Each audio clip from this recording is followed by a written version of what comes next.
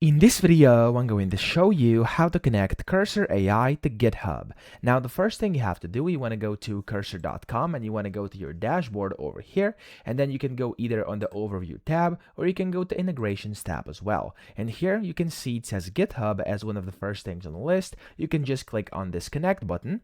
And whenever you do this, it's going to take you to a separate page where basically you have to authorize Cursor on GitHub. So for this, if you're not logged into GitHub on your device yet, you'll be able to, of course, sign in first. And whenever you do this, you'll be able to see this page over here. Then just press authorize Cursor over here, and within just a few seconds you'll be authorized, and just like that, as you can see, it's going to say connecting GitHub, checking installations, and then just like that, again, you're going to have to authorize everything. So here you could select only the select repositories if you want to only do a few of them, or you could do all repositories to actually allow all the repositories. I'm going to do all of them and press install and authorize.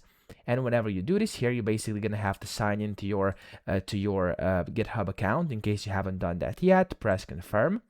And just like this, it's basically going to redirect you.